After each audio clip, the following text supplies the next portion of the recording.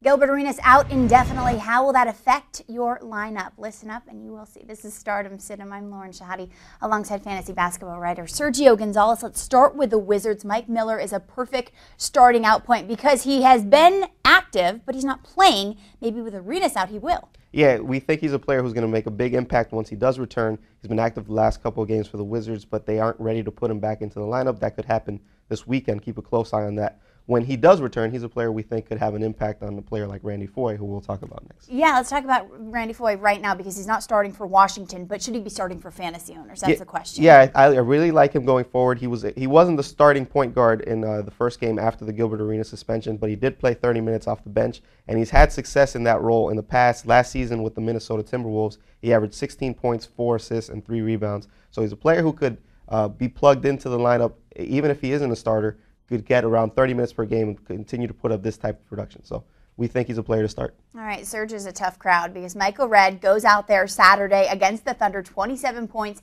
7 boards. Serge says, sit him. Yeah, I'm not impressed, and I think that fantasy owners shouldn't be either.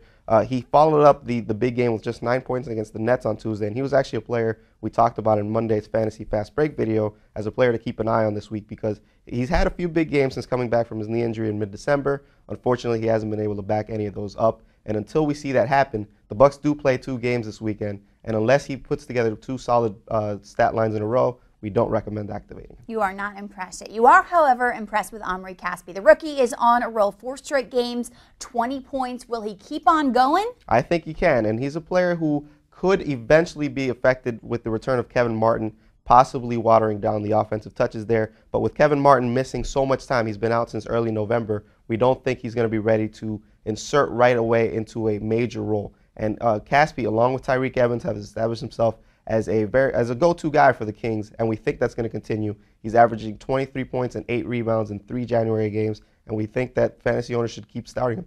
All right, let's talk about Jeff Green for a second. You're kind of concerned that he's been disappointing thus far. You're concerned that with guys like Kevin Durant, he could get the second shift, but he's had 4 games. He has 4 games this period, and he's played well. You know, he played well on Wednesday. You're not convinced yet? Yeah, he had the one good game on Wednesday, but before that, he was in a little bit of an extended slump over the last couple of weeks. And just like Michael Redd, we think that fantasy owners, until he puts together a couple of stat lines in a row, we think they should take a cautious approach with him. And we don't like the Thunder's matchups in Week 12. They're going to be playing against 4 teams that have regularly allowed under 100 points per game. So the chances of him having a really big game, they aren't very big. A cautious approach, eh? Where's the cautious approach with Jermaine ONeal? Yeah, it's a little bit different with centers because of how hard it is to find good starting centers, and fantasy owners know exactly how hard that could be. And with Jermaine ONeal, he's a player who you're going to have to monitor statuses on him on a day-to-day basis because he always seems to be dealing with some minor bumper bruise. That was the case on Monday when he missed the game. But he was able to return against the Celtics on Wednesday